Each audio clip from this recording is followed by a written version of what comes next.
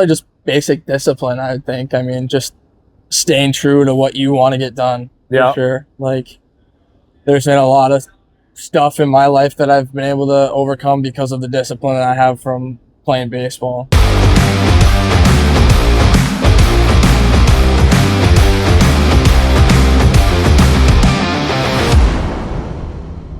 Welcome to the Complete Athlete Podcast, where we get you to the next level in your sport and in life. I'm Coach Gabe Casimir, that sport being baseball. We have a commitment story here today. Super excited to have Carter Beckman here. Thanks for coming in, Carter. How you doing? Good. Yeah. Good. Yeah, it's been a while since we've had you.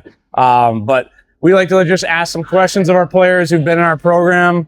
You've been in our program a little over 2 years? Sophomore winter, and you're a senior up at Bram High School. So he's one of the guys it's really funny. A lot of our commitments this year are guys who've traveled near and far to get us. Carter from Bram, Ty Sundgren from Rosemont made the trek up to the North Metro to play for us, and then Sam Kramer, who's from the west side of the city's Minnetonka area. So super excited to have Carter on here, and he's been one of our top pitchers in our program. And where are you going to college, Carter? Century College. Century College. Yeah. So a D3 JUCO right here in White Bear Lake. They've always had a really, really good program, and they're I know Coach Erzar is super excited to have him on their staff. So first off, when did baseball first come your sport as a player, Carter? I'd definitely probably say probably like 7th grade area. About then, I really kind of liked it the most at the time. I still love football and everything, but I kind of say probably 7th grade area. Okay. Yeah, because what sports were you playing around that time frame? So you're from a smaller town, so everybody plays a lot of different sports. Played football the whole time, played baseball the whole time. Wrestling, I would have wrestled in 7th and 8th grade. Okay. But that was just kind of fill time. Yeah. Yeah, for sure. Then 9th grade, I played basketball, but I haven't done any winter sports since then. So okay. Yeah, definitely. But you had a big growth spurt. When was that? In your? I'd probably say. 7th grade, I was pretty chubby. Yeah. Okay. I was probably 5'8", 5'9", probably, and then 8th grade, I probably grew a couple inches and then slimmed out. Okay. So, and then 9th grade, I put on 15 pounds. All right. But it wasn't fat; it was actual good weight in 9th grade. So for sure. Yeah. Cool. Well, yeah, and then I know you're from a smaller town, so with baseball wise, what was it like growing up there? When did you first start playing? What age and what leagues did you play in and whatnot? So we the first I mean obviously T-ball. Yeah. It was T-ball. That was 4 or 5 years old. Kindergarten, and then there was it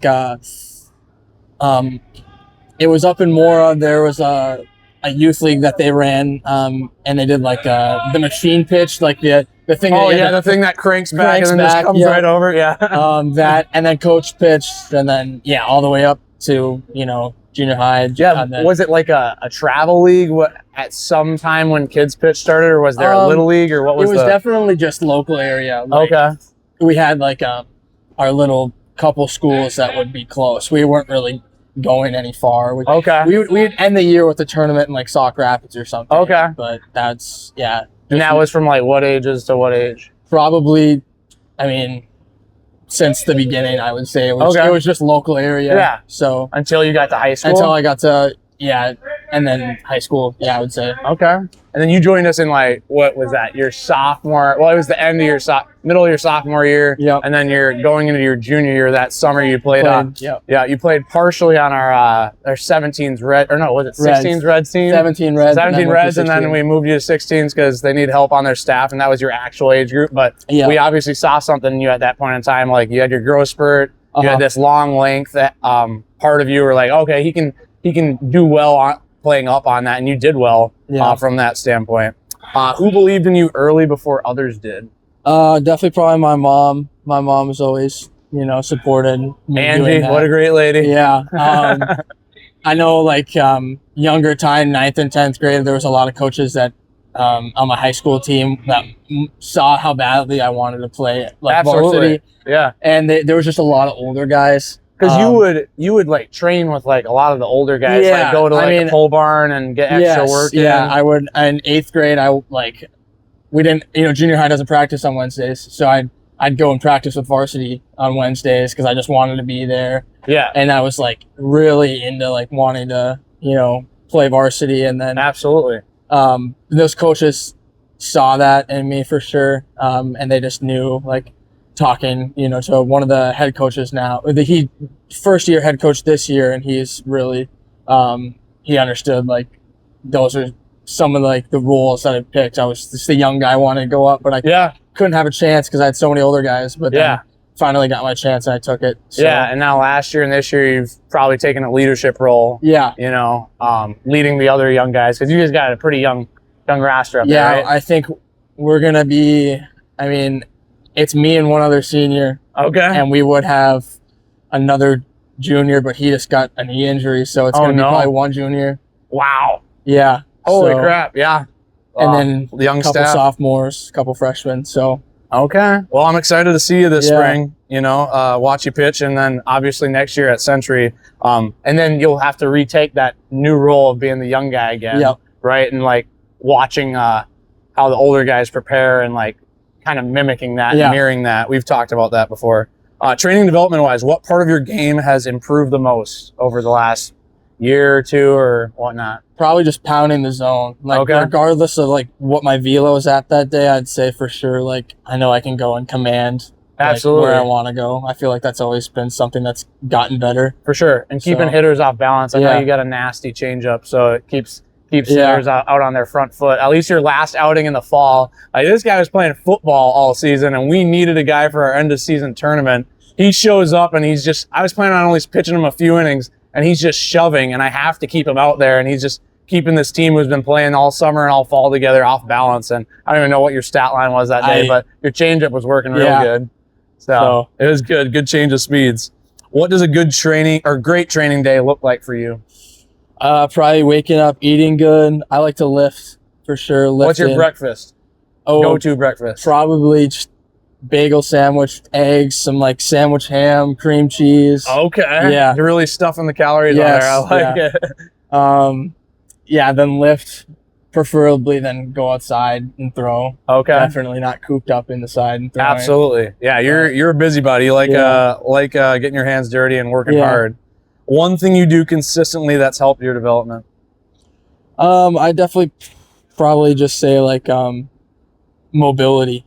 Okay. Huge thing. Like I took it more seriously probably starting like a year ago, and I could just feel myself getting more comfortable, a little bit of velo there just from mobility alone. And like mobility in the hips or just everywhere. Spine for sure. Yeah. I know like doing tons of spine movements. Just crazy what it's done. Like absolutely. So yeah, you learned a lot of that stuff from Coach Matty, right? Yes, for sure. Yeah, he was really big on the spine stuff.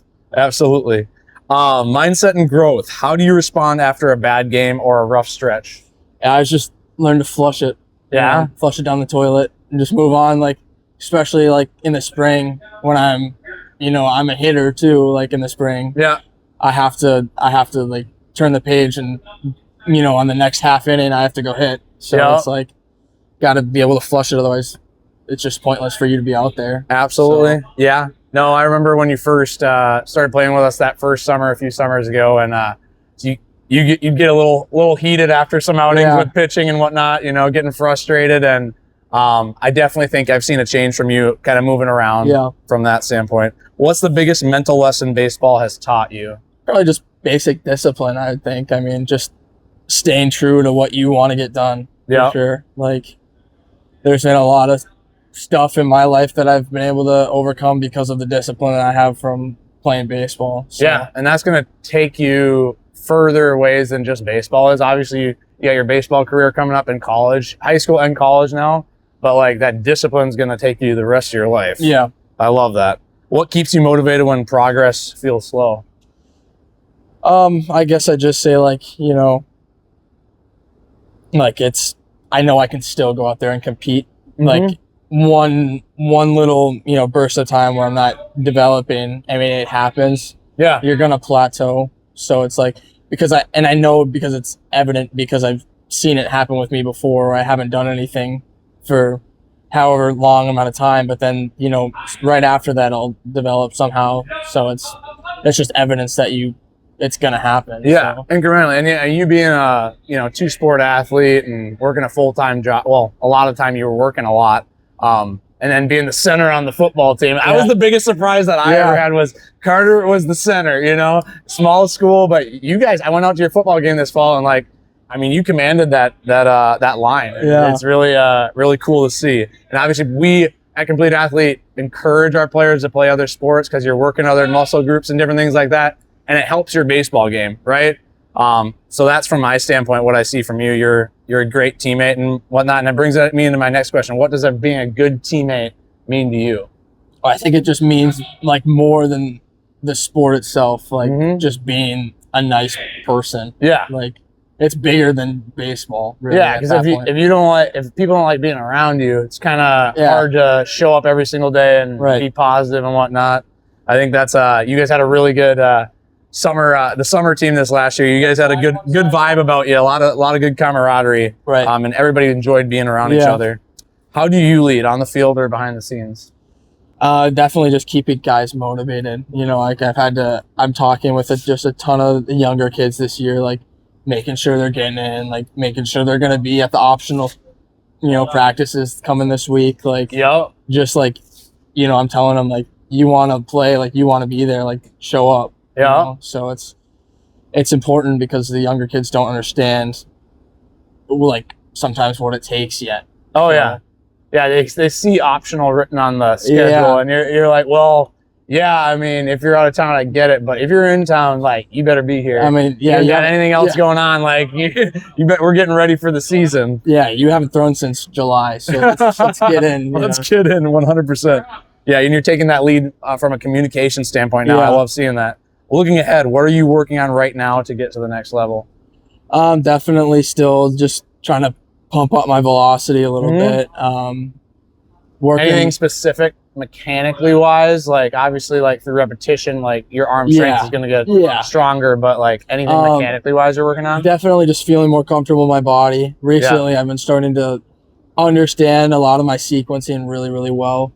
But just for sure, putting together my glove side, putting together, my rotation. It's just sequencing all into better timing. Yeah. So, yeah. Hip coming through on time and, stiffening up that front side. Because that's the hardest thing, learning how to get everything moving in the right direction and sequence it to time up when your arm comes through, you know? So good stuff. What advice would you give younger Complete Athlete players? How good you want to be is determined by what you do, right? Yeah. It's if you want to do something, then you have to go out there and actually want to do it. Absolutely. Your words are going to speak different than what your actions are going to do. So. Yeah. So just go do it. Just like Nike, just do it. Put that work in. From your definition, it's not on the list, but we always ask guys, what's your definition of what a complete athlete is? Someone I think is disciplined for sure. Disciplined. Even if they're not the most athletic guy out there, if they're disciplined to their craft, I think that's pretty whole and complete. So 100%. Yeah. Absolutely. Yep. Rapid fire questions. Favorite stadium or field that you played at or just been to? I'd probably say Wrigley. Wrigley? At the Chicago tournament. Yeah, that was this last summer. Yeah. I was not on that trip, but I was very envious when they went to the game. Yeah. So sweet. What about one you've played at? Played at? I think Minnetonka's fun always. I do like that place a lot. I know Veterans Field's got a really nice seating area for the fans and everything. It's all downhill. We had some good games there too. Yeah. Beat some of the Blizzard teams, which was super fun. Walk-up song for you.